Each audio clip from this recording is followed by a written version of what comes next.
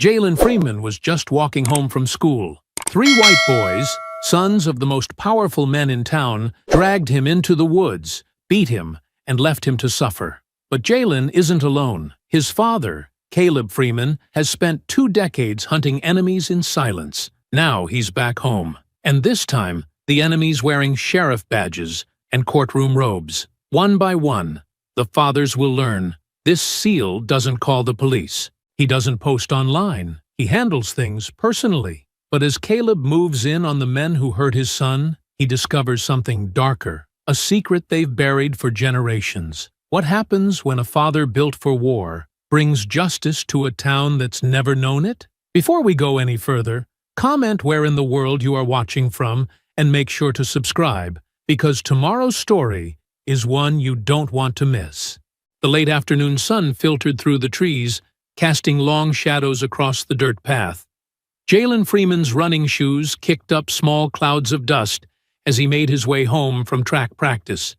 His muscles were pleasantly sore from the workout, and the cool autumn breeze felt good against his skin.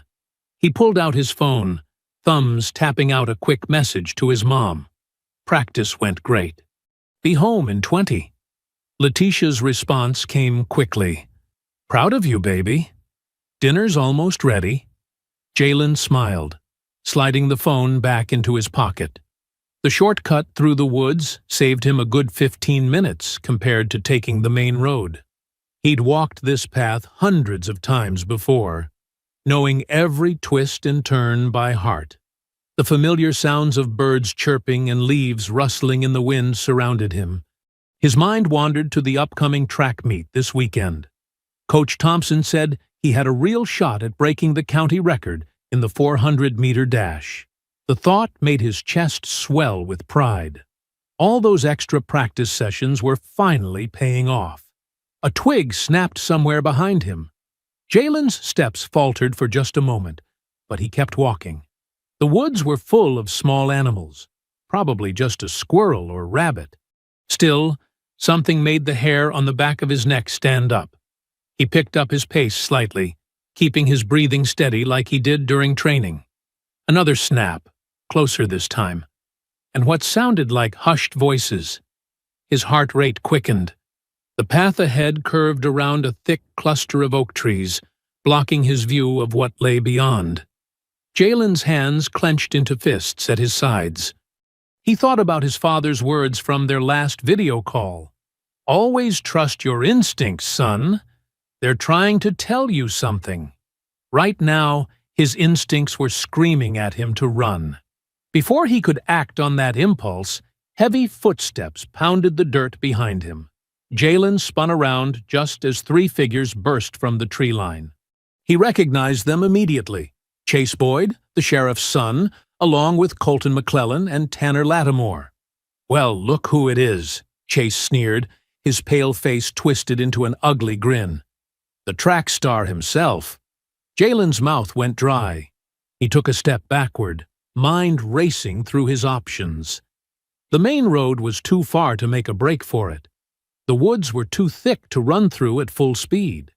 And these guys were football players. Big, strong, and used to tackling. I don't want any trouble, Jaylen said, keeping his voice steady despite the fear churning in his stomach. I'm just heading home. Tanner Lattimore circled to Jaylen's left, while Colton moved to the right, cutting off his escape routes.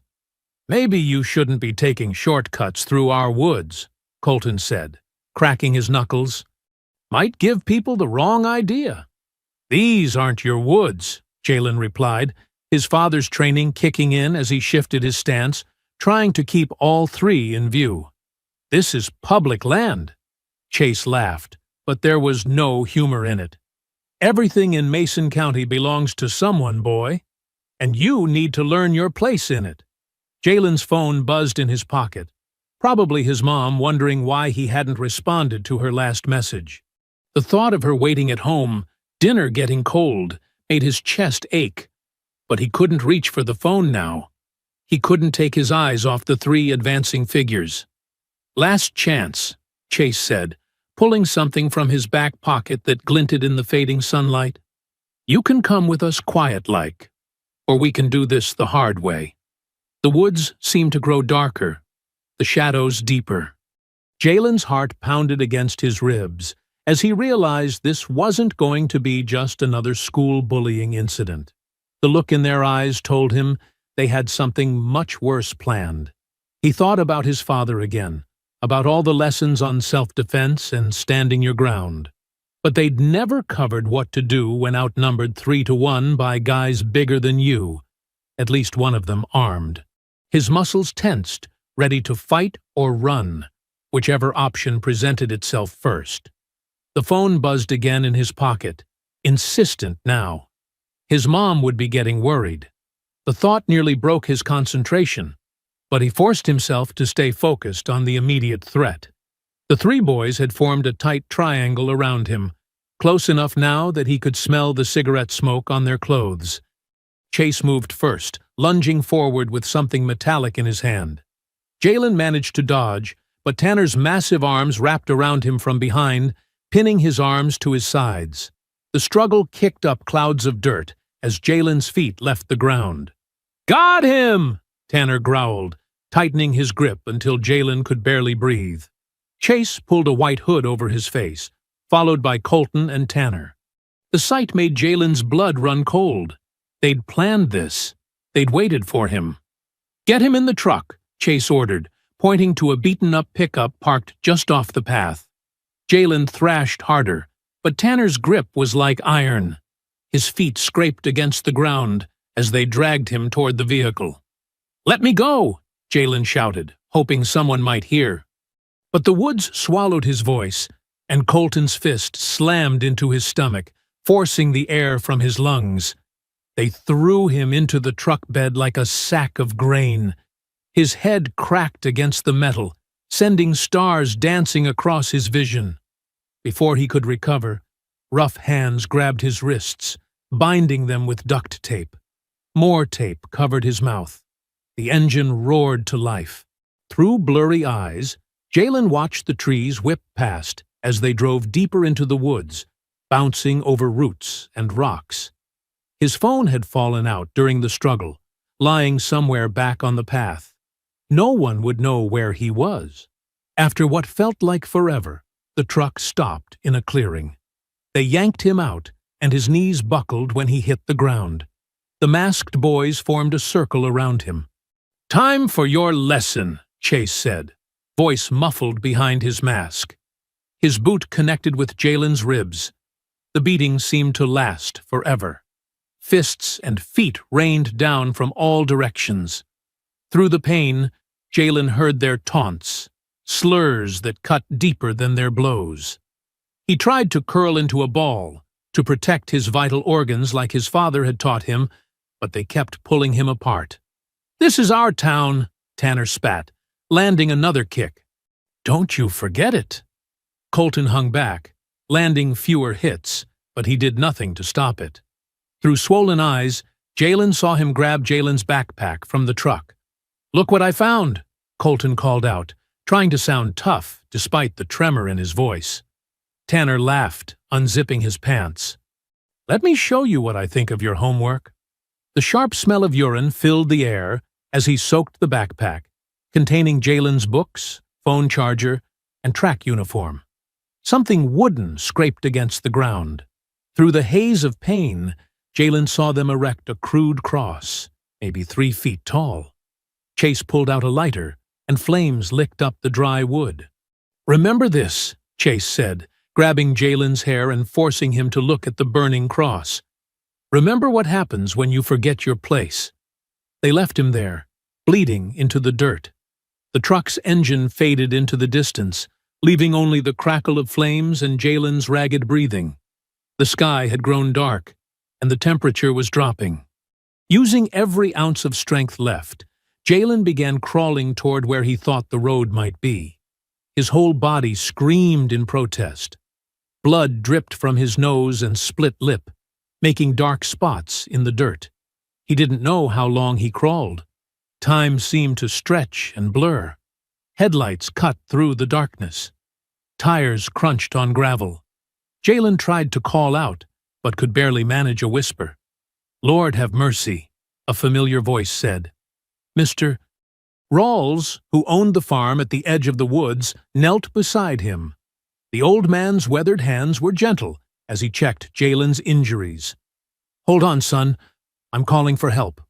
The ambulance arrived in a blur of flashing lights and urgent voices. His mother's tears fell on his face as she rode with him to the hospital. The doctors cleaned his wounds, wrapped his ribs, documented everything with grim faces and careful photographs. Late that night, in the quiet hospital room, Letitia paced back and forth. Her hands shook as she dialed a number she rarely used. It rang 3 times before connecting. "Caleb," she whispered, voice breaking. "They hurt our baby. They hurt him bad." In a dark motel room somewhere across the country, Caleb Freeman listened in complete silence as his wife described what had happened to their son. When she finished, he spoke just 2 words, his voice as cold as steel. "I'm coming." The morning sun cast long shadows across Mason County's main street as Caleb Freeman's rental car, a plain gray sedan, rolled into town. He'd driven through the night, his mind replaying Letitia's words about Jaylen's injuries. His knuckles whitened on the steering wheel, but his face remained perfectly still. The Lucky Star diner sat on the corner of Main and Oak, its neon sign flickering weakly in the early light. Caleb parked across the street, studying the building's worn facade. Through the large windows, he could see the morning regulars hunched over their coffee cups. Inside, the bell above the door chimed softly as he entered. The smell of bacon grease and burnt coffee filled the air. A few heads turned to look at him, a stranger in their small town, before quickly looking away. Caleb chose a booth near 2 elderly white men, their clothes suggesting retired farmers or factory workers. "Coffee?" the waitress asked, already pouring before he could answer. Caleb nodded, keeping his movements minimal and controlled. He opened the menu but didn't look at it, focusing instead on the conversation floating from the next booth. "Heard about that ruckus out by Rawls' place," one of the men said, his voice scratchy from years of cigarettes. "Sure did, Earl. Some boy got himself roughed up pretty good," the other replied, stirring cream into his coffee. "Sheriff's boy was involved, from what I hear." "Well, you know how it goes. These young ones nowadays, they don't know their place like they used to." Earl's voice dropped lower, but not low enough. "Start getting ideas above their station, thinking they can date our girls, join our teams." The other man grunted in agreement. Shame it had to come to that. But sometimes a lesson needs teaching. Caleb's coffee sat untouched, steam rising in lazy spirals. His breathing remained steady, measured, the same breathing pattern he'd used before countless operations. His eyes tracked every movement in the diner while his ears caught every word. "You hear they burned one of them crosses?" Earl asked, excitement creeping into his voice. "Just like the old days." "Keep your voice down," his friend hissed. "But yeah, I heard. Boyd's boy knows how to send a message, just like his daddy used to." The waitress returned to Caleb's table. "Ready to order, hun." Caleb looked up at her, his eyes so cold she took an involuntary step back. "Just the coffee," he said softly. The men's conversation continued, growing more animated as they discussed the good old days, when people knew their place. Caleb memorized every detail. Names dropped casually, locations mentioned in passing, the way they spoke about the sheriff and judge like old friends. A young deputy walked in, nodding to the old men as he passed. "Morning, Mr. Earl, Mr. Thompson." "Hey there, Jimmy," Earl called out. "How's the sheriff handling all this excitement?" The deputy shrugged. "You know how it is. Lots of paperwork, but nothing'll come of it. Boy probably started something he couldn't finish." Caleb's hand tightened slightly around his coffee cup, the only visible sign of the rage building inside him. He'd seen this before, in villages across the world. The casual way people talked about violence when they thought it would never touch them. The diner filled up as the morning wore on. More conversations drifted past, whispered rumors about Jaylen, about troublemakers from the black part of town, about how these things sort themselves out. Each word painted a clearer picture of Mason County's power structure. Caleb sat there for nearly an hour, barely moving, barely breathing. To anyone watching, he might have seemed lost in thought or killing time. But his mind was working with mechanical precision, mapping out the town's dynamics, identifying pressure points, calculating angles of attack. When he finally stood to leave, he placed a $5 bill under his untouched coffee cup. The bell chimed again as he pushed through the door, stepping back into the morning sun. The rental car started quietly, and he pulled away from the curb with the same careful control that marked everything he did. Behind him, Earl and his friend continued their breakfast, unaware that they'd just given a Navy SEAL everything he needed to begin dismantling their carefully protected world. The fluorescent lights of Mason County General Hospital cast harsh shadows across Jaylen's bruised face. Caleb Freeman stood in the doorway for a moment, taking in the sight of his son. Purple welts marked Jaylen's cheekbone and jaw. His left eye was swollen nearly shut. Letitia rose from her chair beside the bed, tears welling up as she embraced her husband. Caleb held her tight, his eyes never leaving Jaylen. "The doctor says nothing's broken," Letitia whispered against Caleb's chest. "But they want to keep him another night for observation." "There was some internal bruising." Caleb nodded, gently releasing his wife. He pulled a chair close to Jaylen's bed and sat down, his movements deliberately slow and controlled. "Hey, son." "Hey, Dad." Jaylen's voice was hoarse, barely above a whisper. "I need you to tell me everything," Caleb said softly. "Every detail you can remember. Take your time." Jaylen swallowed hard, wincing at the pain. "I was walking home through the shortcut, by the creek." His voice trembled slightly. "They had masks on, but I knew who they were. Their voices." As Jaylen spoke, Caleb listened intently, his face a mask of calm. He noticed how his son's hands shook when describing the cross they'd burned, how his voice caught when recounting their words. Letitia stood by the window, arms wrapped around herself, fighting back tears. "They took pictures," Jaylen added, "on their phones." Laughing about it, Caleb's jaw tightened imperceptibly. He pulled out his own phone and carefully photographed each of Jaylen's injuries, making sure to capture the distinct pattern of boot marks on his ribs. The backpack sat in a hospital bag by the bed. He documented that too, paying special attention to the cigarette burns and slurs carved into the fabric.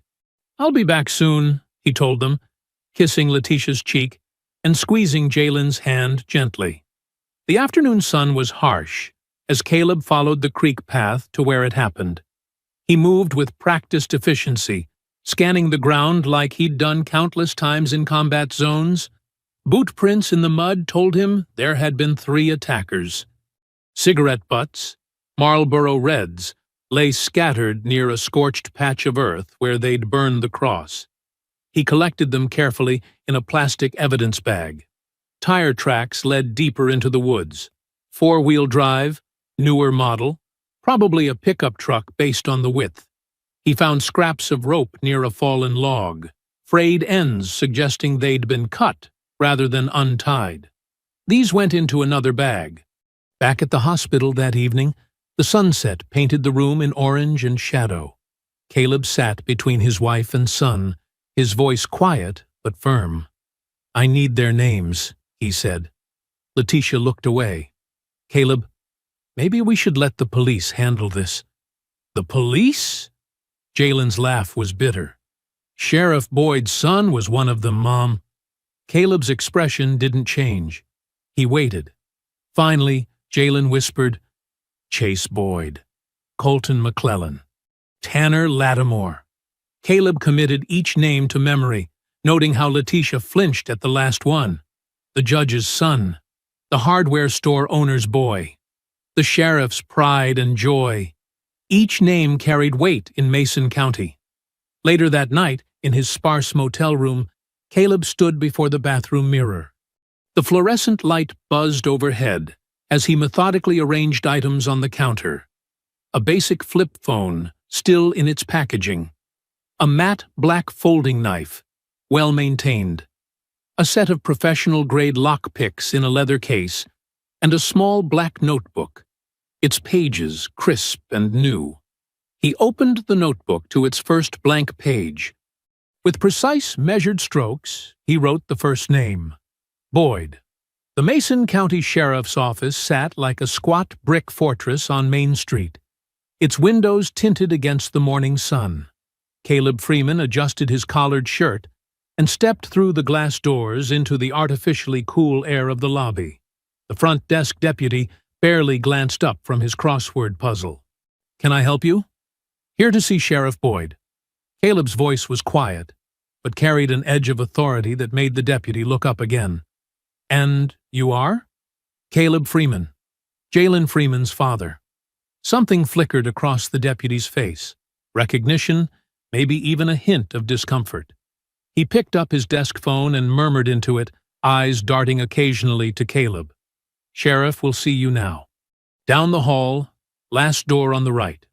The hallway was lined with framed newspaper clippings celebrating Sheriff Boyd's achievements. Drug busts, charity events, high school football victories from his coaching days. Caleb noted each one, building a picture of the man he was about to meet.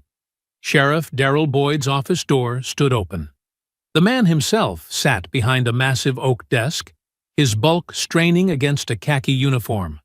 A half-eaten breakfast sandwich leaked egg yolk onto its wrapper. "Mr. Freeman." Boyd's smile didn't reach his eyes. "What can I do for you this fine morning?" Caleb remained standing, hands loose at his sides. "I'm here about my son's assault." "Ah, yes." Boyd wiped his fingers on a napkin. "Deputy Wilson took that report. Unfortunate business, kids getting rough with each other. 3 boys kidnapped and beat my son while calling him slurs." Caleb's voice remained level. "They burned a cross." Boyd's chair creaked as he leaned back. "Now, let's not throw around loaded terms like kidnapped. Boys will be boys. You know how it is. Sometimes roughhousing gets out of hand. They took pictures." "So I heard." Boyd shrugged. "But no one's seen these alleged photos. And without evidence." "There's plenty of evidence." Caleb pulled out his phone, showing the photographs of Jaylen's injuries. Boot prints, defensive wounds, the burned backpack. Boyd barely glanced at the screen. "Could have gotten those bruises anywhere. Maybe a fight at school? I hear your boy runs track. Could have fallen during practice." The sheriff's dismissive tone made something cold settle in Caleb's chest. He noticed the family photos on Boyd's desk, including one of Chase in his football uniform, grinning next to his father. "Your son was there," Caleb said quietly. Boyd's face hardened. "That's a serious accusation, Mr. Freeman. I'd be careful about spreading rumors without proof." Jaylen identified them, all 3 boys. The word of one confused, injured teenager. Boyd stood up, using his height to loom over the desk. "Against 3 of Mason County's finest young men? Good luck making that stick." Caleb didn't move, didn't flinch. His stillness seemed to unsettle Boyd slightly. "Look," Boyd continued, his tone shifting to what he probably thought was reasonable. "I understand you're upset, but these things happen. Kids get into scraps. Best to let it blow over. Is that what you'd say if it was your son in the hospital?" Boyd's face flushed red. "Now listen here." "No," Caleb cut him off softly. "You listen. This isn't going away. What happened to my son wasn't roughhousing. It wasn't boys being boys. It was a hate crime. Get out of my office." Boyd's voice shook with barely contained rage. "And if you keep spreading these wild accusations about my boy, you'll find yourself facing harassment charges." Caleb held Boyd's gaze for a long moment. He noticed the slight tremor in the sheriff's right hand, the sweat beading at his hairline. Behind the bluster and badge, Boyd was afraid, not of Caleb specifically, but of what his presence represented. Change, accountability, the end of business as usual in Mason County. "Have a good day, Sheriff." Caleb turned and walked out, leaving Boyd standing behind his desk, breakfast forgotten and cooling on its wrapper. The front desk deputy watched him leave, pencil frozen over his crossword puzzle. Through the tinted windows, Main Street continued its morning routine, oblivious to the quiet war that had just been declared in the sheriff's office. After leaving the sheriff's office, Caleb drove to the county courthouse, a white-columned building that loomed over the town square. The marble steps led to Judge McClellan's chambers on the second floor. The judge's secretary, a thin woman with steel-gray hair, tried to stop him. "Sir, you need an appointment." Caleb walked past her desk. "He'll see me." Judge Charles McClellan looked up from his leather chair as Caleb entered, his wire-rimmed glasses catching the morning light. Unlike Boyd's messy office, the judge's chamber was immaculate. Law books precisely arranged, degrees perfectly straight on dark wood panels. "This is highly irregular," McClellan said, his voice carrying that particular southern drawl that suggested old money and older prejudices. "So was what happened to my son." Caleb remained standing, just as he had with Boyd. McClellan removed his glasses, folding them carefully. "Ah, you must be the Freeman boy's father. I heard about that unfortunate incident. Your son Colton was there. A serious allegation." McClellan's smile was practiced, patronizing, one that could damage a young man's reputation, especially without evidence. "There's evidence. Hearsay from an injured teenager hardly counts as evidence in my courtroom, Mr. Freeman." Caleb stepped closer to the desk. "This isn't your courtroom, and I'm not here for legal proceedings." McClellan's smile faltered slightly. "Then why are you here? To give you a chance. One chance to make this right." "Is that a threat?" McClellan's hand moved toward his desk drawer. "Just a fact." Caleb's voice remained quiet. "Like the fact that your son helped torture mine." McClellan stood up, face flushed.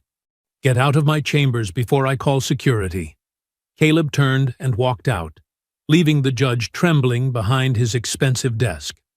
The hardware store sat at the edge of town, its faded sign reading, "Lattimore's Home and Hardware," creaking in the breeze.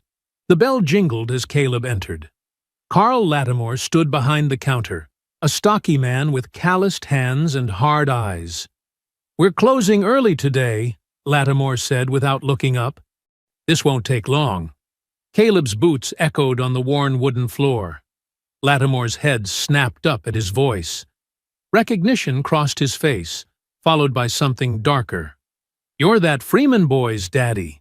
And you're Tanner's father. Get out of my store." Lattimore's hand disappeared beneath the counter. "Your son took pictures while they beat mine." Caleb kept walking forward. "Posted them online before deleting them. But nothing really disappears from the internet." Lattimore's jaw clenched. "You got no proof."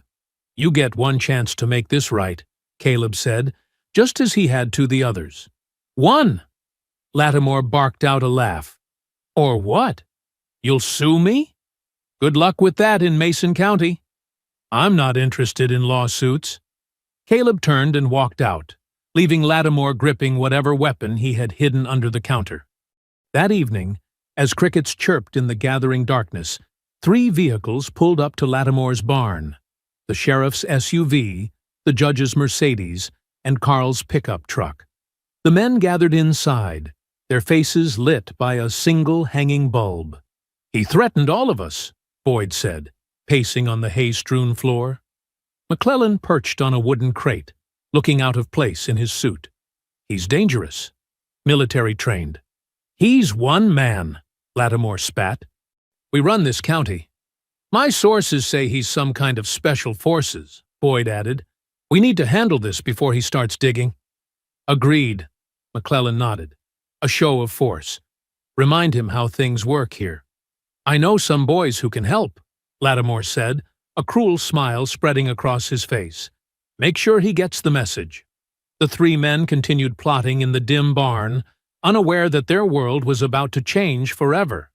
The barn's single bulb cast long shadows across stacked hay bales and rusted farm equipment. Carl Lattimore twisted the cap off another beer, tossing it into a growing pile on the dirt floor. Sheriff Boyd lounged on an old tractor seat, while Judge McClellan perched uncomfortably on a wooden crate, his expensive suit gathering dust. This Freeman character, Boyd said, taking a long pull from his bottle. He's got that military look about him. The way he moves, like he's sizing everything up. Lattimore snorted. Don't matter how he moves, this is our town. My sources at the VA say he's not just military. Boyd leaned forward, lowering his voice despite being alone in the barn. He's a SEAL, one of those elite types. McClellan dabbed his forehead with a monogrammed handkerchief. Perhaps we should consider a more diplomatic approach? Diplomatic? Lattimore slammed his bottle down. Your boy helped teach that Freeman kid a lesson, same as mine. You getting soft, Charles? The judge's face reddened. I'm merely suggesting we think this through.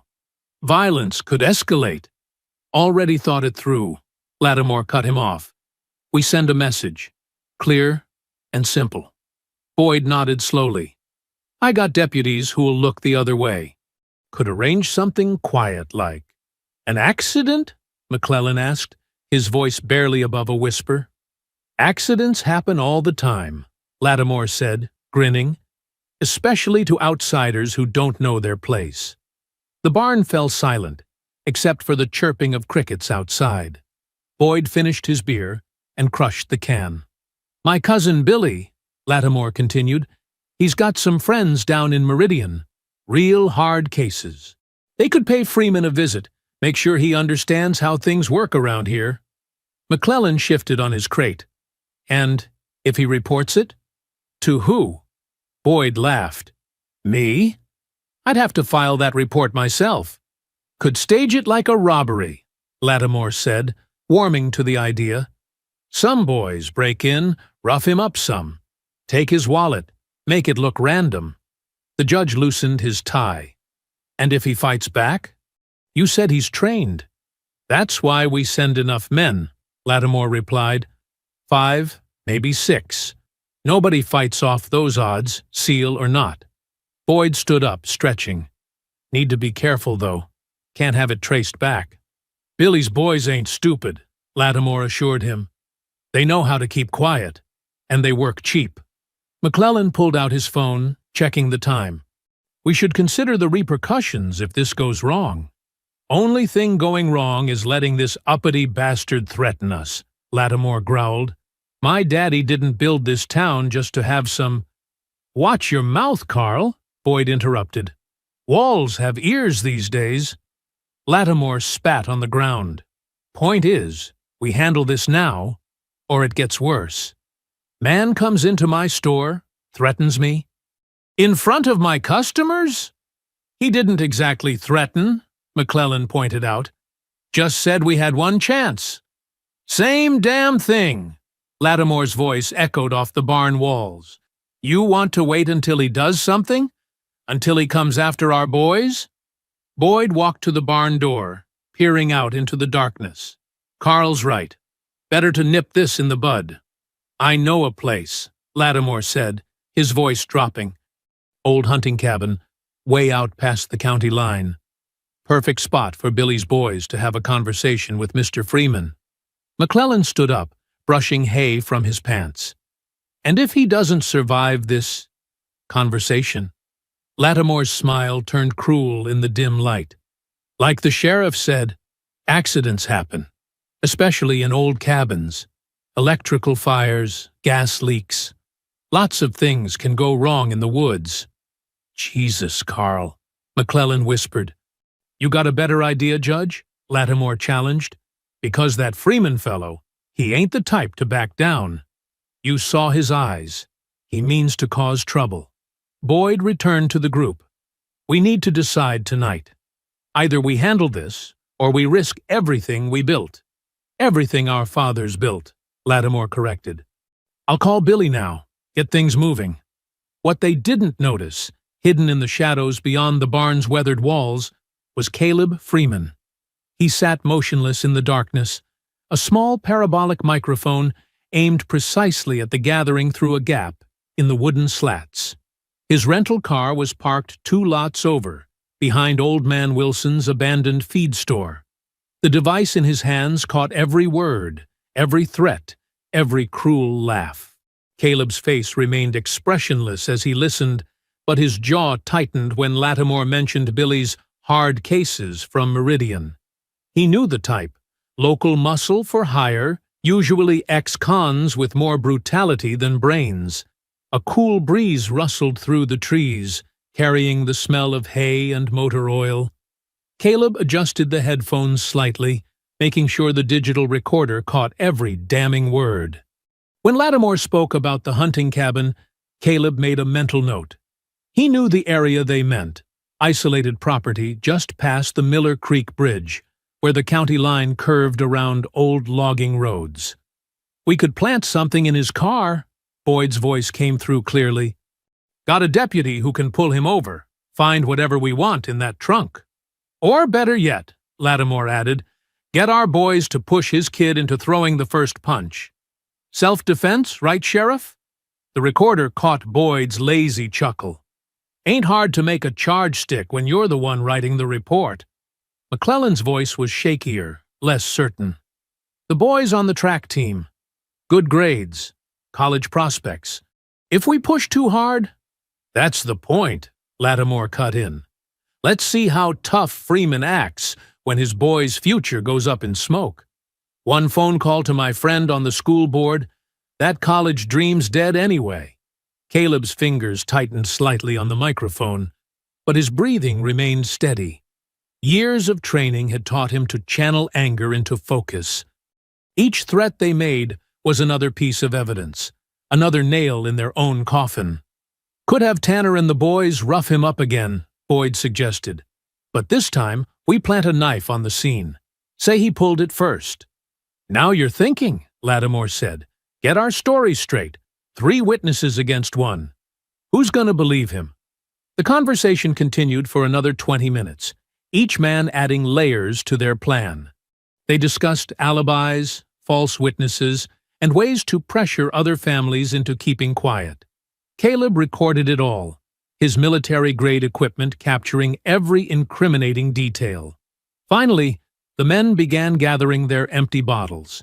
Headlights swept across the barn as McClellan's luxury sedan pulled away first.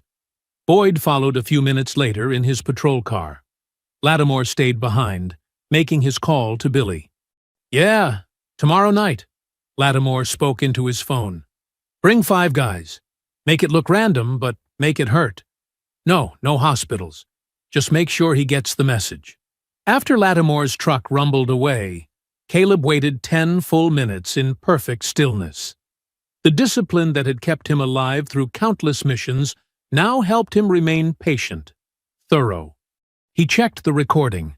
43 minutes of clear audio, every word preserved. Only then did he move, sliding through the shadows like a ghost. The barn door didn't make a sound as he slipped inside. His flashlight, barely brighter than a moonbeam, guided him to the single bulb hanging from the ceiling. With practiced efficiency, he unscrewed it, plunging the barn into darkness. From his pocket, he withdrew a single spent .45 caliber casing, military grade, the kind used in SEAL operations. He placed it precisely in the center of the wooden table where they had sat, positioning it so it would catch the morning light. The brass would tell them 2 things. First, that he had heard everything, and second, that he was capable of far more than they had imagined. But most importantly, it would make them wonder what else he might have left behind. Caleb took one last look around the barn, his trained eyes picking out details they had missed. Boot prints in the dust, fingerprints on bottles, cigarette butts that could yield DNA. Then he melted back into the darkness, leaving nothing but questions and fear behind him. The morning sun hadn't yet cleared the trees when Sheriff Boyd pulled into the station parking lot. His coffee cup froze halfway to his mouth. Where his patrol truck had been parked last night now sat a skeleton of metal, suspended on concrete blocks. The wheels were gone. The doors had vanished. The hood gaped open, engine parts missing like pulled teeth. Boyd stumbled out of his personal vehicle, spilling hot coffee on his uniform. The truck's frame rested perfectly level on 4 matching blocks, stripped cleaner than a Thanksgiving turkey. The seats were gone, the steering wheel missing, even the radio and light bar had been removed. Not a single bolt or screw remained that wasn't essential to keeping the frame intact. What in God's name? He spun around, searching for witnesses, but the street was empty. The bank's security camera across the street should have caught something, but when he looked up, he noticed its lens had been carefully covered with black tape. The station's own cameras were dark, their power cables cleanly cut. His deputy, Rick Martinez, came running out of the station. "Sheriff, I just got here. I swear it was fine when I drove past at midnight." Boyd's face turned purple. "Get CSI down here now. I want prints, tire tracks, everything." But even as he barked orders, he knew they wouldn't find anything. This wasn't some random theft. This was a message. The precision of it, the absolute thoroughness. This was military work. His hands started shaking as he thought about Freeman's warning. Across town, Carl Lattimore's morning was going even worse. He'd arrived early to check inventory at his hardware store, only to find the heavy padlock on his private garage lying open on the ground, picked clean without a scratch. His hands trembled as he pushed the door open. The sight inside made his knees weak. His prized collection of hunting rifles, worth over $20,000, had been completely disassembled. Every piece was hanging from the ceiling on thin wire, spinning slowly in the morning breeze like some twisted wind chime. Barrels, stocks, triggers, and scopes, all separated and suspended at different heights. "Jesus Christ," he whispered, stepping into the garage. The pieces clinked softly against each other, creating an eerie melody. His grandfather's antique Winchester, his custom Remington, his son's first hunting rifle, all methodically taken apart. Not a single screw or spring was missing. They were just reorganized into this macabre display. On his workbench, each gun's ammunition had been arranged in perfect rows, the bullets removed from their casings, powder emptied. The casings formed a simple message: "Next time." Lattimore grabbed his phone with shaking fingers, dialing Boyd's number. The sheriff answered on the first ring. "Boyd! He was here! That bastard was in my garage! My guns!" "Shut up and listen!" Boyd cut him off, his voice tight with rage. "My truck's been stripped down to nothing, right in front of the station. Meet me at McClellan's office in 20 minutes. Don't call anyone else." Lattimore stared at his hanging gun parts, reality sinking in. "How did he? I mean, this would take hours. Nobody heard anything." 20 minutes, Boyd repeated, and hung up. Lattimore locked up the garage, his heart pounding. As he climbed into his truck, he noticed something that made his blood run cold. On his dashboard was a small piece of paper he knew hadn't been there last night. It was a receipt from his own store, dated 3 years ago. The sale of rope and lighter fluid to his son, the same day Jaylen Freeman had been attacked. He crumpled the receipt in his fist, but couldn't bring himself to throw it away.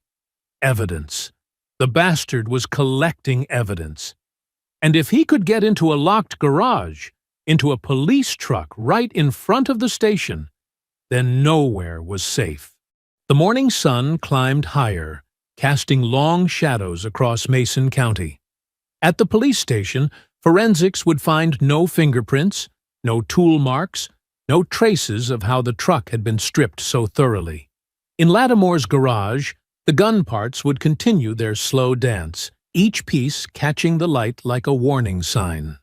Neither man noticed the rental car parked at the Sunset Motel, or the figure watching through partially closed blinds, methodically checking items off a list in a small black notebook. Judge Charles McClellan prided himself on routine. Every morning, his secretary Margaret brought his coffee at precisely 8:15 a.m., placed it on the right corner of his desk, and laid out his case files for the day. But this morning, something was off. An unmarked manila envelope sat squarely in the center of his polished oak desk. "Margaret!" he called out, his voice sharp. "What's this envelope?" His secretary appeared in the doorway, frowning. "I haven't been in yet, Your Honor. The cleaning crew must have left it." McClellan's hands trembled slightly as he picked up the envelope. It wasn't sealed, just tucked closed. Inside, he found a stack of glossy photographs that made his stomach turn.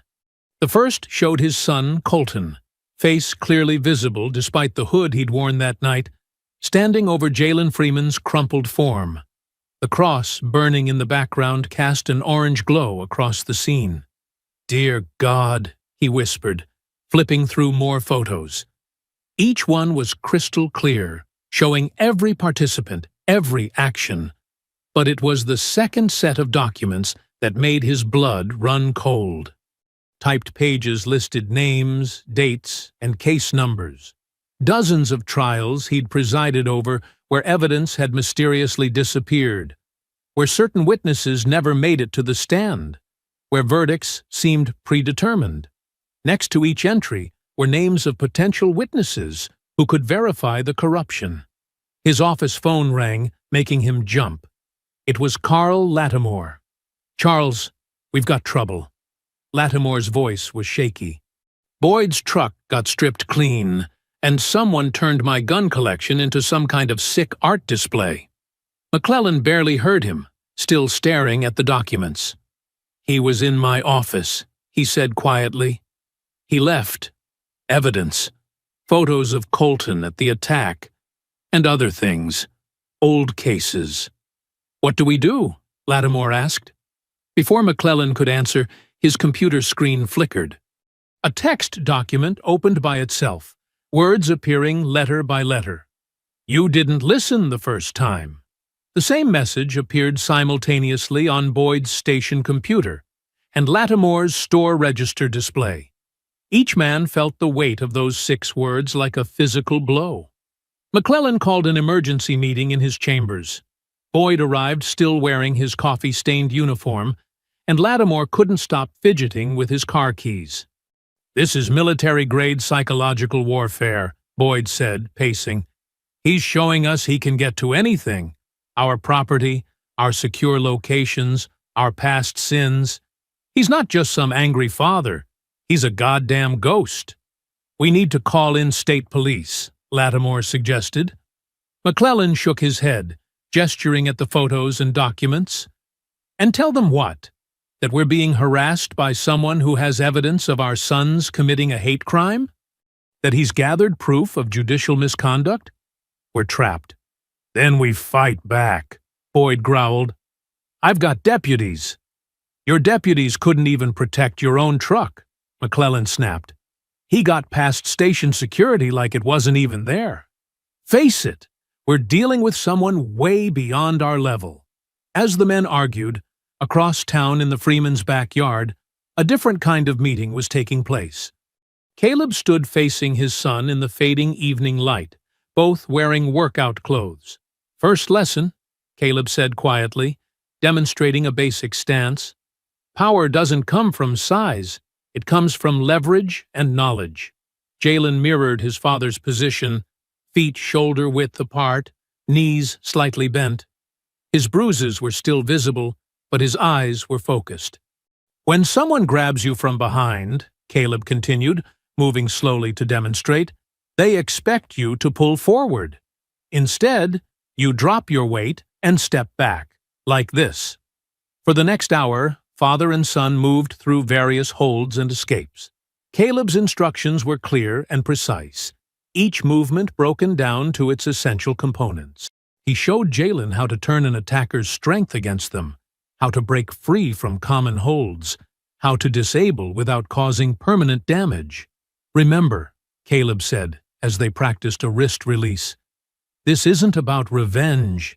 It's about being ready, about never being a victim again." Jaylen nodded, sweat dripping from his forehead as he successfully broke free from his father's grip. His movements were becoming smoother, more confident with each repetition. The sun set behind the trees as they continued their training, casting long shadows across the yard. Inside the house, Letitia watched through the kitchen window, her heart both heavy and hopeful as she witnessed this quiet moment between father and son. Judge McClellan's key scraped in the lock of his front door. The house was quiet, too quiet. His wife was visiting her sister in Memphis, and Colton should still be at baseball practice. But something felt wrong. The air seemed different, charged with an unfamiliar tension. He stepped into the foyer, setting his briefcase down with a soft thud. That's when he smelled it. Fresh coffee brewing in his kitchen. Coffee he hadn't made. McClellan's hand instinctively moved toward the small of his back, where he kept his concealed .38 revolver. But before his fingers could touch the grip, a calm voice called out from the kitchen. "Your gun won't help you, Judge. Please, join me for coffee." McClellan's throat went dry. He recognized that voice, measured, controlled, almost gentle. The voice of Caleb Freeman. Moving slowly, the judge rounded the corner into his kitchen. Caleb sat at the oak table, 2 mugs of steaming coffee in front of him. He wore simple clothes, dark jeans, a gray t-shirt that showed his muscled arms. His posture was relaxed, but his eyes were sharp and focused. "How did you get in?" McClellan asked, his voice barely above a whisper. "You should upgrade your locks," Caleb replied, gesturing to the empty chair across from him. "Please, sit. Your coffee's getting cold." McClellan's legs felt weak as he lowered himself into the chair. His kitchen, normally his sanctuary where he enjoyed morning papers and evening scotch, felt alien now. The afternoon sun streaming through the windows seemed too bright, too exposing. "I assume you got my message yesterday," Caleb said, taking a slow sip from his mug. "The photos, the case files, those were private records," McClellan protested weakly. "You had no right? Like my son had no right to walk home without being attacked?" Caleb's voice remained steady, but his eyes hardened. "Like those defendants had no right to fair trials." McClellan's hands trembled as he reached for his coffee mug. "What do you want?" "I want you to do the right thing," Caleb said. "Take Colton to the police station. Have him confess. Then you'll make a public apology to my son." The judge's face flushed red. "You're insane. Do you know what that would do to my family? To my career?" "I do," Caleb nodded. "Just like I know what your son and his friends did to my family. To my son's sense of safety. To his dignity." McClellan's eyes darted to the kitchen drawer where he kept his backup revolver. Caleb noticed. "Try it," he said quietly. "I searched your house for weapons before you arrived. You really should vary your hiding spots." Sweat beaded on McClellan's forehead. This man had been in his house, through his belongings, probably read his private papers. The violation made him feel naked, exposed. "You can't intimidate me." McClellan tried to sound authoritative, but his voice cracked. "I'm an elected official." "I'm not here to intimidate you," Caleb replied, setting his mug down carefully. "I'm here to give you one last chance to show your son what real justice looks like, what real courage looks like. By destroying everything we've built, everything I've worked for, by showing him that actions have consequences." Caleb leaned forward slightly. "That privilege doesn't make you untouchable. That hurting people because of their skin color isn't something we accept anymore." McClellan's hands clenched into fists on the table. "And if I refuse? Then I'll have to handle things differently," Caleb said, his voice still calm but carrying an edge that made McClellan's spine tingle.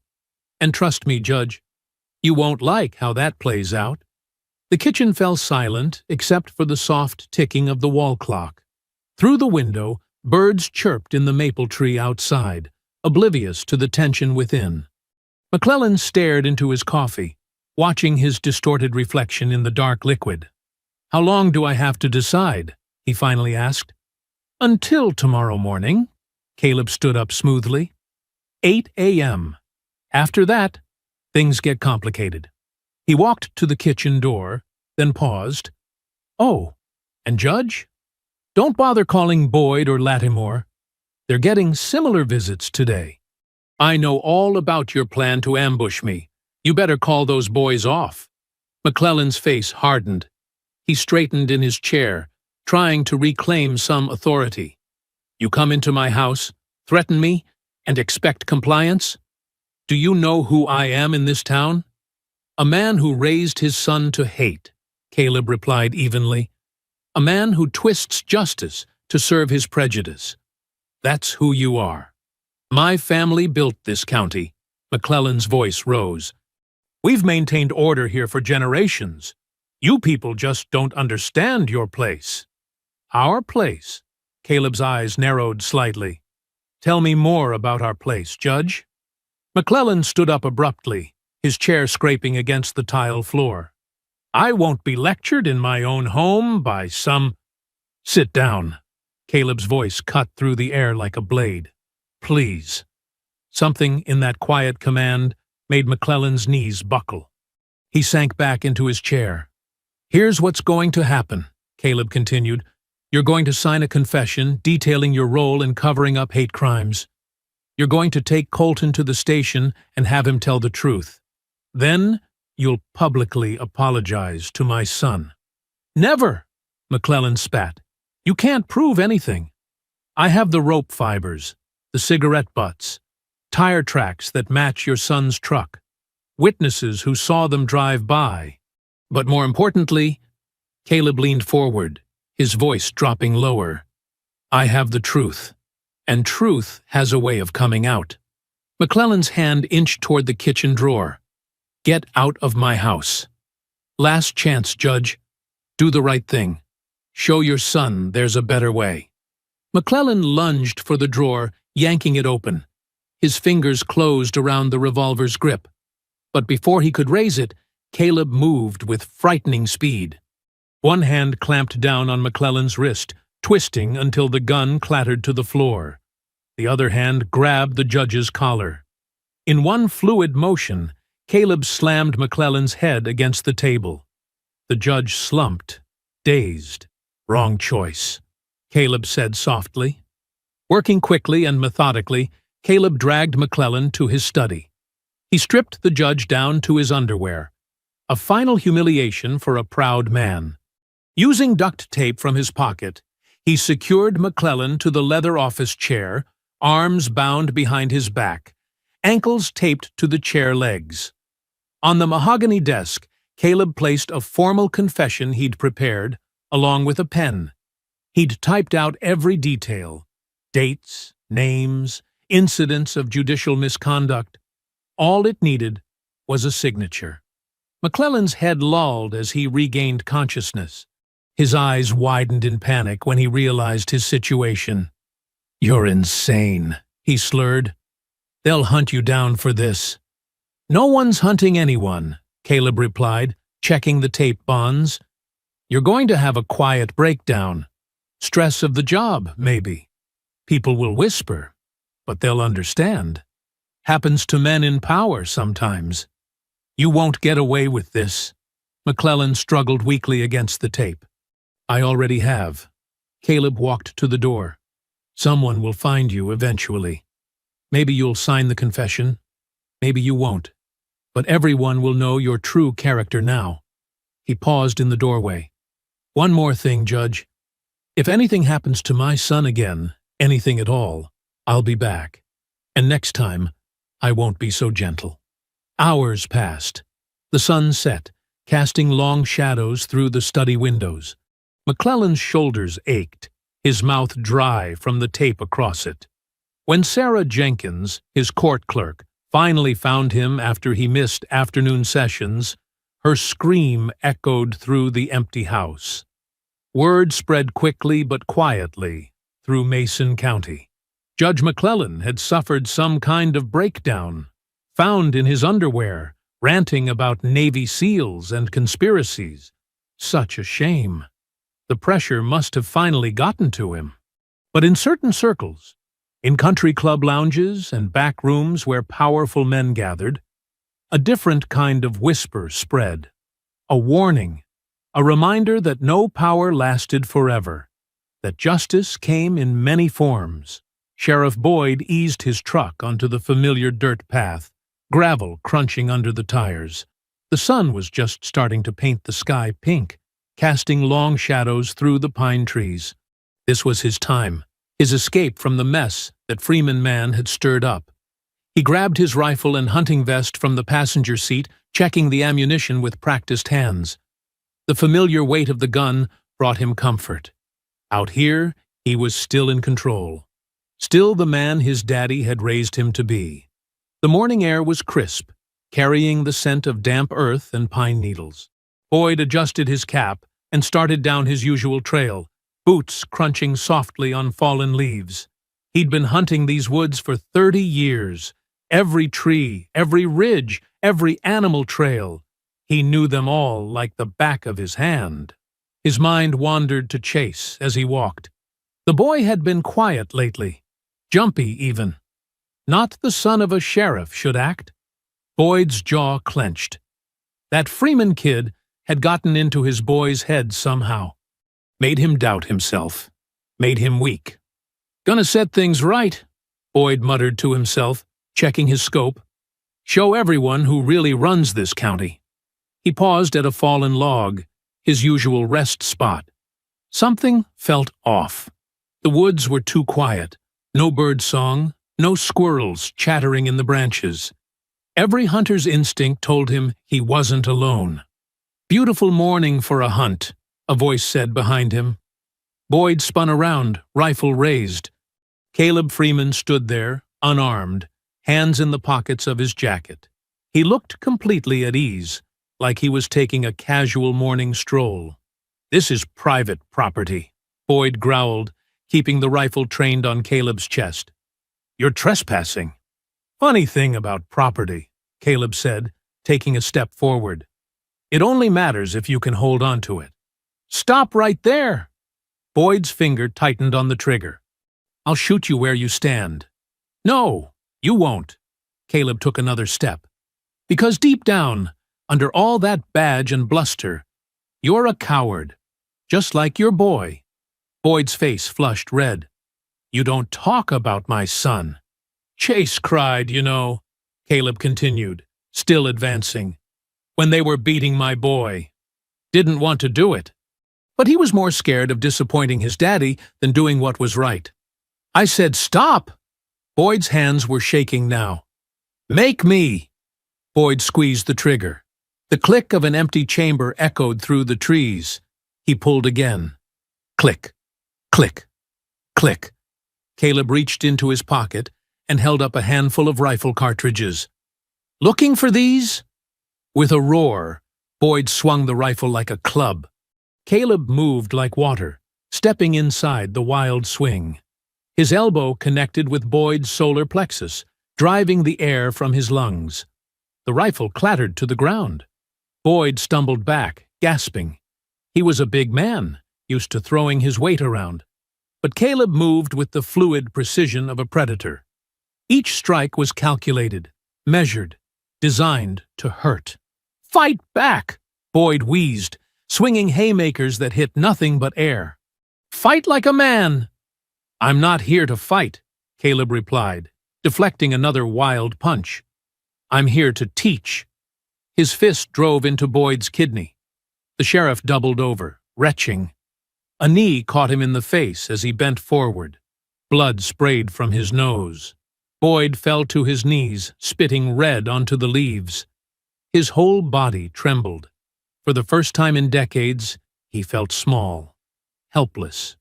Like the bullied kid he'd once been before he learned to become the bully. "Your badge," Caleb said quietly. "Take it off." "Go to hell," Boyd gasped.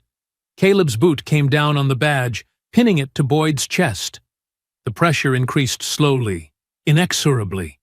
Boyd could feel the metal digging into his flesh through his shirt. "Take it off." With shaking fingers, Boyd unpinned the badge. Caleb's boot lifted, allowing him to drop it on the ground. The morning sun caught the metal, making it gleam one last time before Caleb's heel came down. The crack of breaking metal seemed to echo through the silent woods. Through swollen eyes, Boyd watched as Caleb methodically cleaned his hands with a cloth from his pocket. The morning light filtered through the trees, casting dappled shadows on the forest floor, where drops of Boyd's blood stained the leaves. "You know what the difference is between us?" Caleb asked, his voice steady, despite the violence he'd just delivered. "I could kill you right now, but I won't, because my son needs to see justice done right, not revenge." Boyd tried to respond, but his jaw wouldn't work properly. He could taste copper in his mouth, feel the ache of loose teeth. His ribs screamed with every breath. In 25 years wearing the badge, he'd never been beaten like this. Caleb pulled a length of rope from his jacket pocket and began securing Boyd to the thick pine trunk. His movements were precise, professional. The knots tight enough to hold, but not cut off circulation. Boyd recognized the technique from his police training. This wasn't random violence. This was calculated. "My boy," Boyd finally managed to slur through bloody lips. "Leave Chase alone. Your boy needs to learn what you never did," Caleb replied, checking the bindings. "Actions have consequences. Real ones. Not the kind you can make disappear with a badge and a handshake." The broken shield lay in pieces by Boyd's feet, morning dew already gathering on the shattered metal. His father had pinned that badge on him 25 years ago. Now it was just twisted scrap, like everything else he'd built his life around. "They'll come looking," Boyd threatened weakly. "Let them." Caleb stood, surveying his work. "Tell them whatever story helps you sleep at night. Tell them you fell. Tell them wild dogs got you. I don't care. But remember this feeling. Remember what it's like to be helpless. To have no one coming to help you." He knelt down, meeting Boyd's terrified gaze. "That's how my son felt. That's how every person you've wronged felt. The only difference is, I'm letting you live to think about it." Boyd's head throbbed. He could feel consciousness slipping away, darkness creeping in at the edges of his vision. The last thing he saw was Caleb walking away, disappearing into the morning mist like a ghost. Hours passed. The sun climbed higher, warming Boyd's battered face. Birds returned to the trees, their songs a mockery of his pain. He drifted in and out, time becoming meaningless. Finally, voices cut through his haze. Flashlight beams danced across his face. "Sheriff!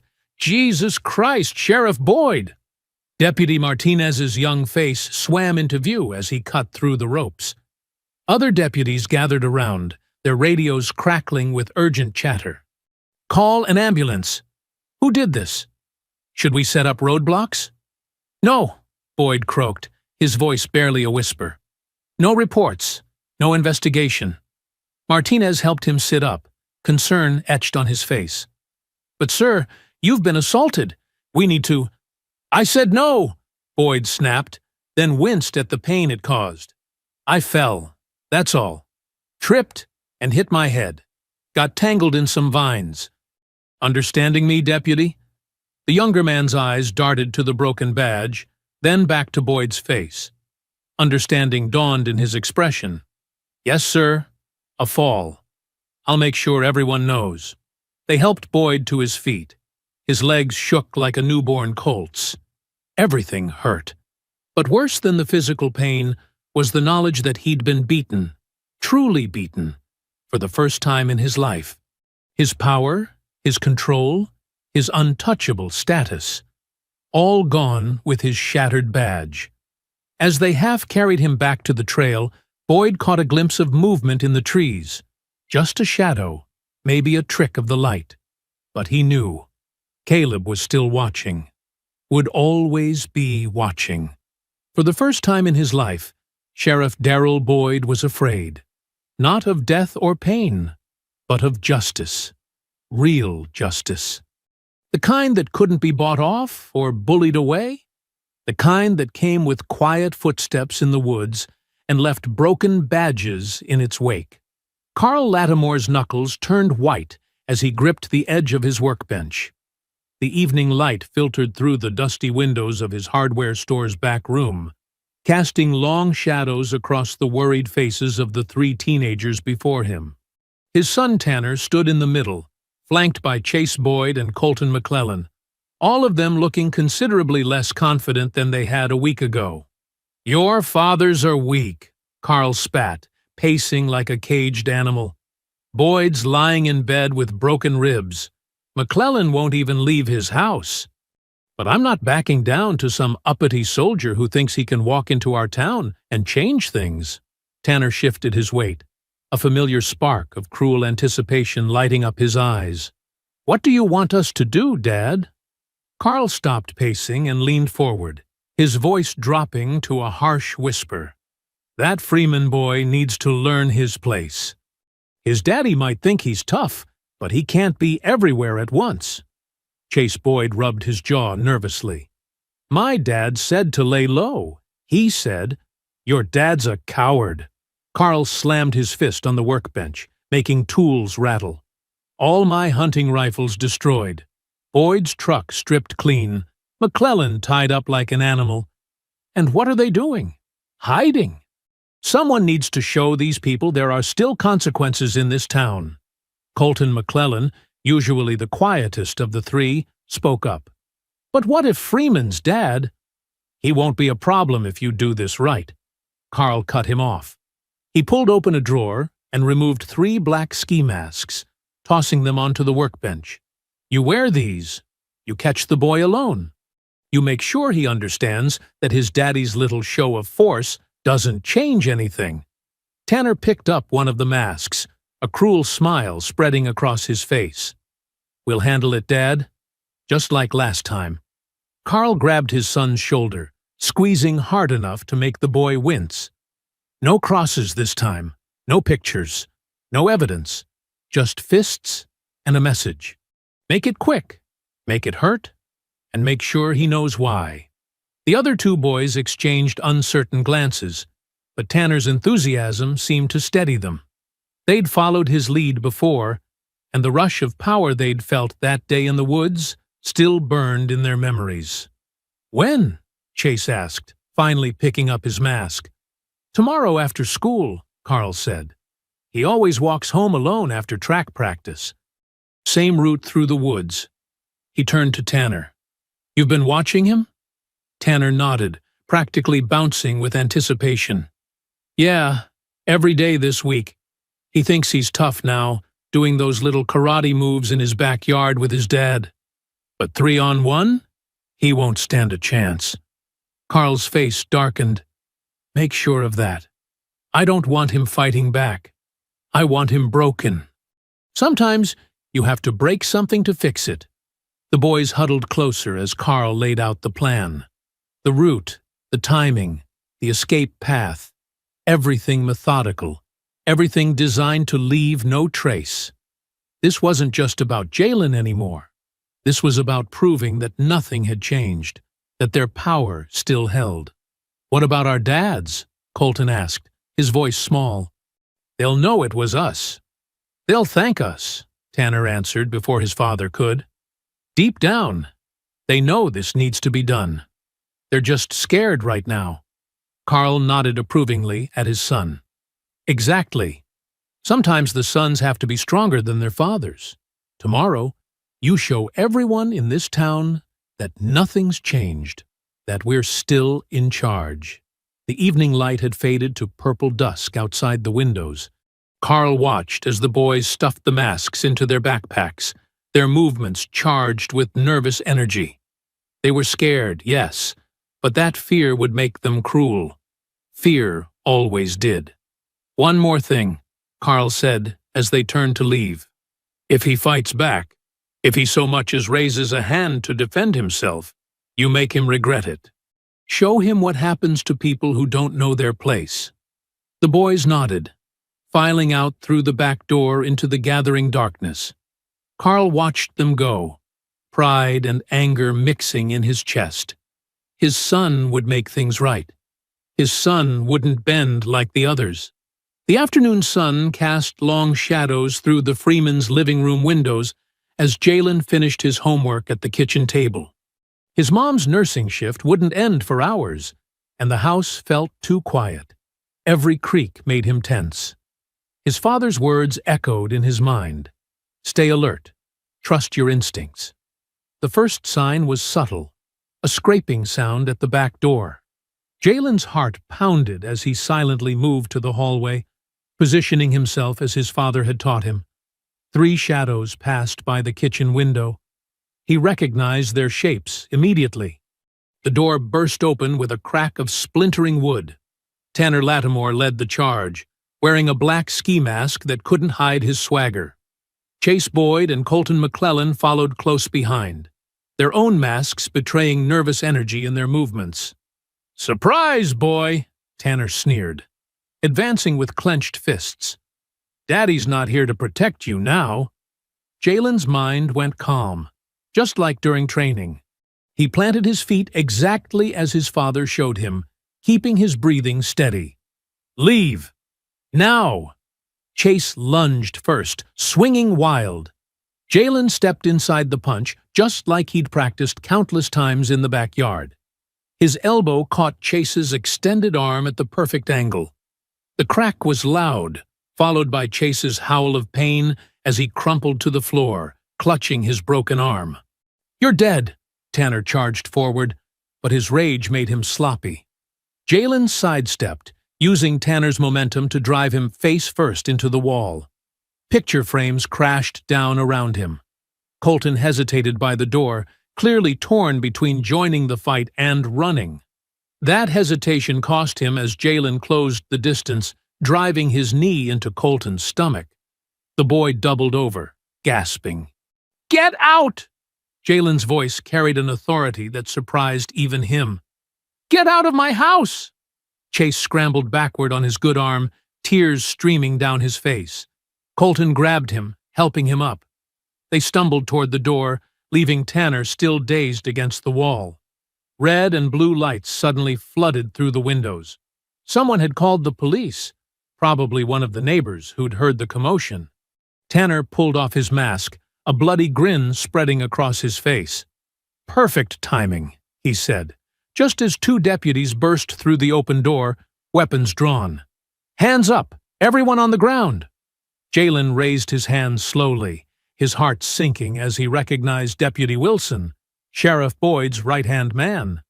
The other deputy rushed to Chase, who was sobbing dramatically now. "He attacked us!" Tanner shouted, playing his role perfectly. "We just came to talk, and he went crazy. Look what he did to Chase."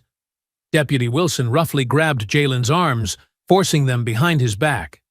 The handcuffs bit into his wrists as the deputy tightened them unnecessarily hard.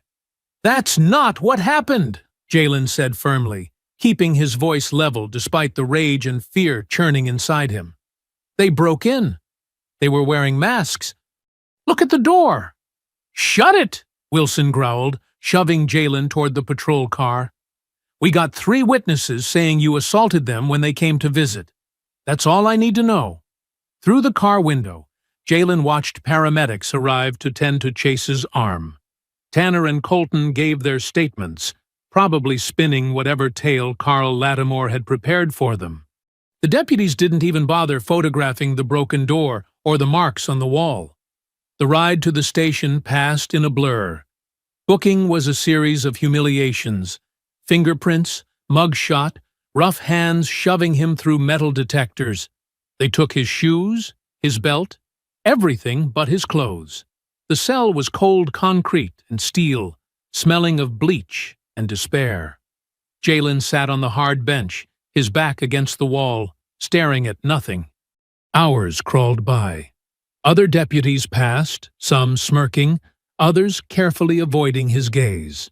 He thought about his father's training, about how Caleb had prepared him for this moment without ever saying it directly. "The fight doesn't end when you win," he'd said. "It ends when you're safe."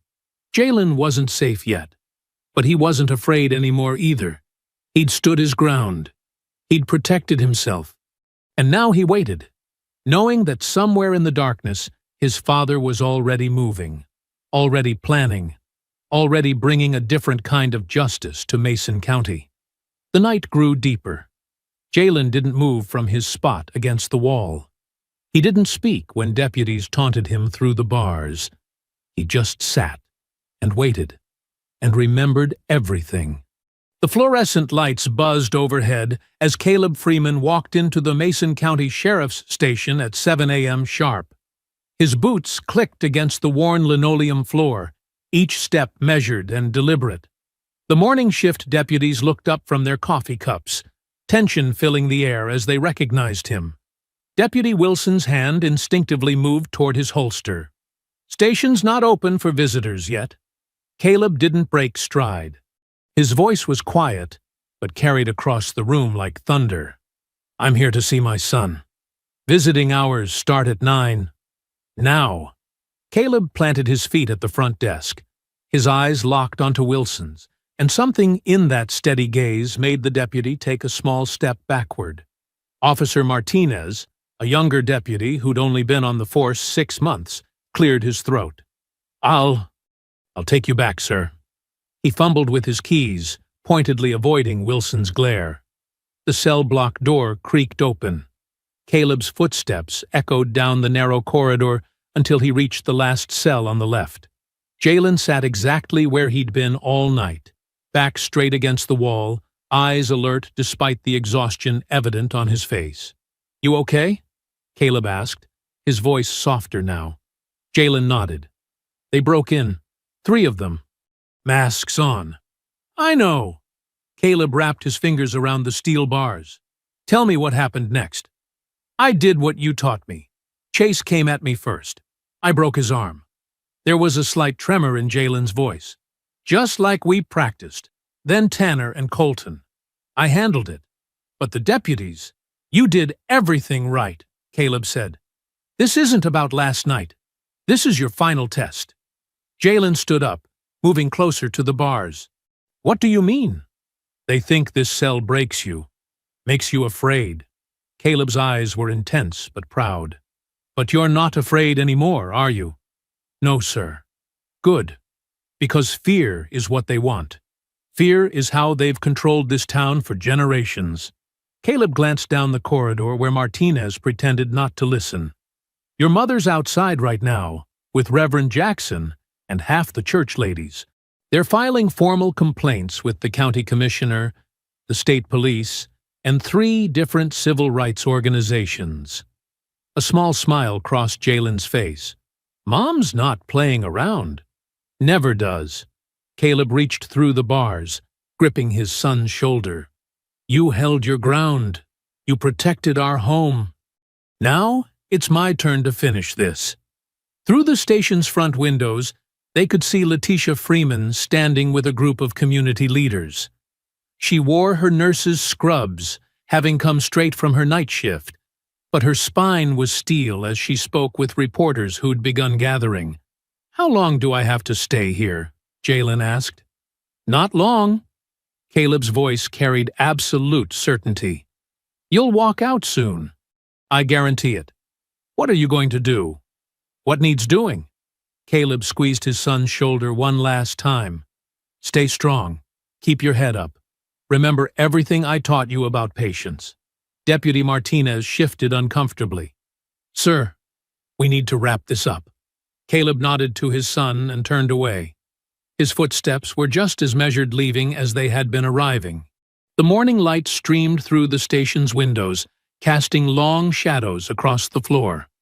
Outside, Letitia caught his eye. A silent understanding passed between them. She would handle things here, working through proper channels, while he handled other matters. They'd learned long ago to trust each other's methods. The parking lot was filling up with news vans and protesters carrying hastily made signs. Caleb slipped through the crowd unnoticed, just another face in the growing chaos. His rental car sat in the back corner, unremarkable and forgettable. Inside the car, he pulled out his small black notebook. 2 names were already crossed out: Boyd and McClellan. His finger traced down to the final name: Carl Lattimore, the man who'd orchestrated last night's attack, who'd sent his own son to do his dirty work, who thought his hardware store empire made him untouchable. Caleb started the engine. The morning sun was climbing higher, promising another hot Mississippi day. He pulled out onto the main road, driving slow and steady. There was no need to rush. Carl Lattimore wasn't going anywhere. The warehouse sat dark and quiet on the edge of town, its metal walls reflecting the last orange rays of sunset. Caleb Freeman pulled his rental car behind a stack of shipping containers, killing the engine. He'd watched Carl Lattimore's routine for days. The man always stayed late on Thursdays, counting inventory alone after his workers left. The security system was basic, just cameras and motion sensors. Caleb found the electrical panel on the building's exterior and cut the main power line with practiced efficiency. Inside, emergency lights cast weak green shadows across rows of shelving stocked with hardware supplies. Caleb moved silently through the warehouse, his boots making no sound on the concrete floor. The layout was burned into his memory from earlier reconnaissance. Office in the back corner, gun safe visible through the window, Carl's preferred chair facing the door. A floorboard creaked under Caleb's foot. The sound echoed. "Who's there?" Carl's voice rang out, tight with fear. "I've got a shotgun, and I'll use it." Caleb stepped into view, hands loose at his sides. Carl stood trembling behind his desk, clutching a pump-action Remington. His eyes were wide, sweat beading on his forehead despite the evening chill. "Put it down," Caleb said quietly. "You don't want to make this worse." "Get out!" Carl's finger tightened on the trigger. "I'll kill you. You hear me? I'll—" Caleb moved before Carl could finish. 3 precise steps brought him inside the shotgun's arc. His left hand clamped the barrel up, while his right struck Carl's wrist. The weapon clattered to the floor. Carl swung wildly, desperation giving his strikes power but no accuracy. Caleb blocked a haymaker and drove his knee into Carl's stomach. The older man wheezed but kept fighting, grabbing a stapler from his desk and swinging it like a club. The makeshift weapon caught Caleb's shoulder. He grunted, switched tactics. This wasn't a clean takedown like with the judge, or a tactical fight like the sheriff. This was ugly, personal. A brawl between fathers with hate in their hearts. Carl slammed Caleb against the gun safe, trying to crush the breath from his lungs. Caleb headbutted him, feeling cartilage crunch. They crashed through a glass display case, sending fishing lures scattering across the floor.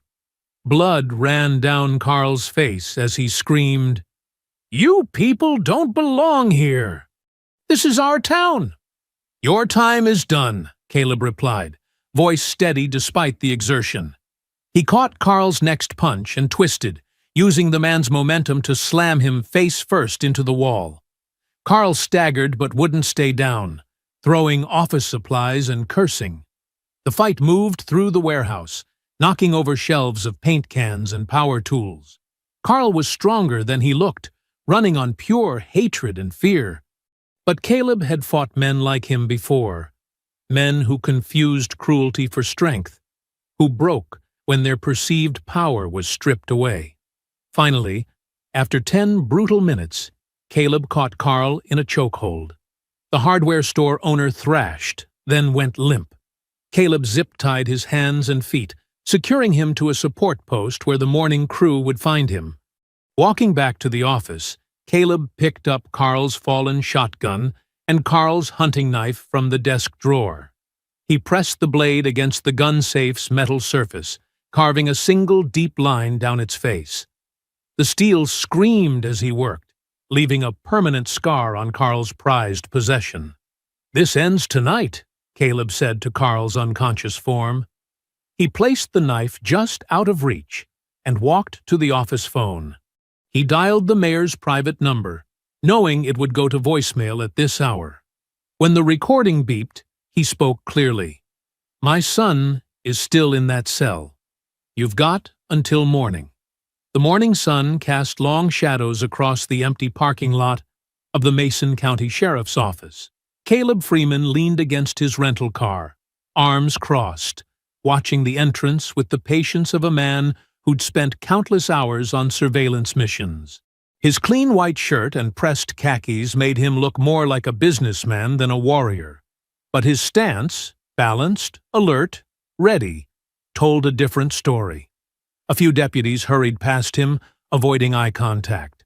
Word had spread fast about what happened at Lattimore's warehouse last night. Nobody wanted to be the one to challenge the quiet man waiting outside. Letitia's car pulled up at 8:15 a.m. sharp. She stepped out wearing her nurse's scrubs, a thick manila envelope tucked under her arm. Her face showed the strain of a sleepless night, but her steps were steady as she walked to stand beside her husband. "Everything's here," she said, patting the envelope. "Witness statements, medical records, photos of the injuries, plus documentation of similar incidents they've swept under the rug over the years." She glanced at Caleb. "Mr. Rawls helped me gather quite a collection." Caleb nodded once. "Good people remember." They didn't have to wait much longer. Mayor Thompson's black SUV rolled into the lot at 8:30. The mayor, a heavy-set man with thinning gray hair, climbed out looking distinctly uncomfortable. He wiped sweat from his forehead despite the mild morning air.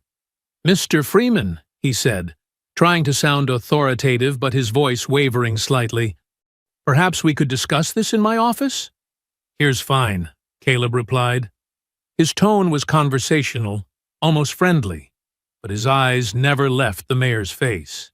The mayor shifted his weight. "Look, we all want what's best for the community. There's no need for this situation to escalate further." "My son spent the night in jail for defending himself," Letitia cut in, her voice sharp. "I'd say it's already escalated."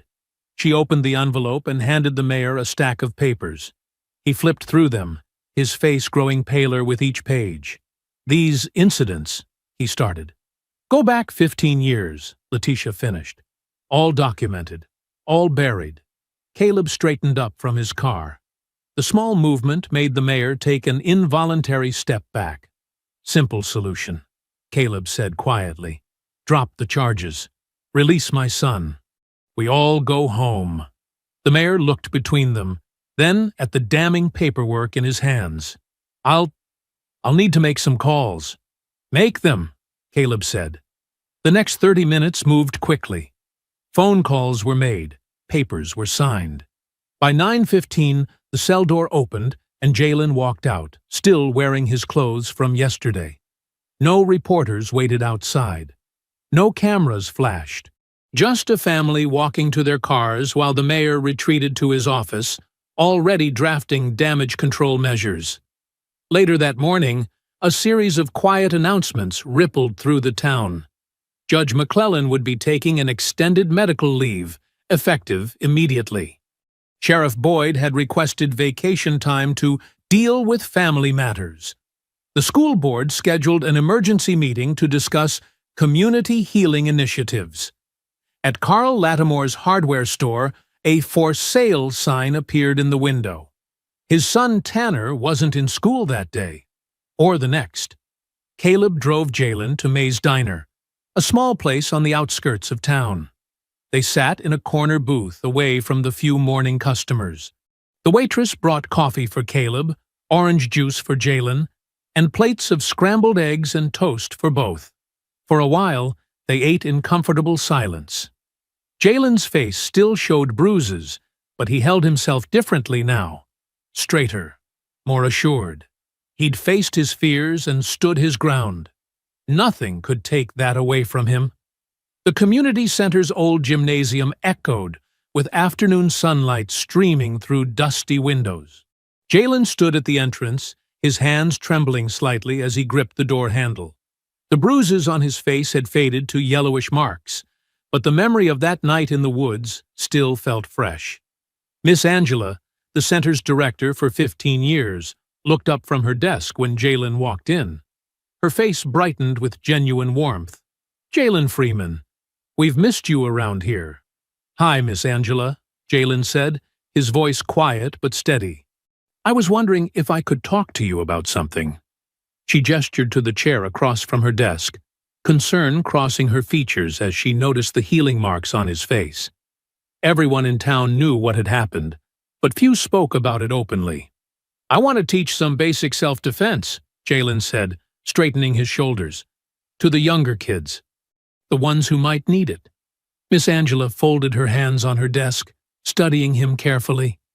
"Are you sure you're ready for that, honey?" Jaylen nodded, more confident now. "I learned some things, important things, about standing tall, about being ready." He paused, choosing his words carefully. "About not being afraid anymore." The old gymnasium had been cleared of basketball equipment, blue exercise mats spread across the wooden floor. 4 middle school boys stood in a loose line, shuffling nervously and watching Jaylen with mixture of curiosity and uncertainty. They were all black, all small for their age, all carrying the same watchful look Jaylen recognized from his own reflection.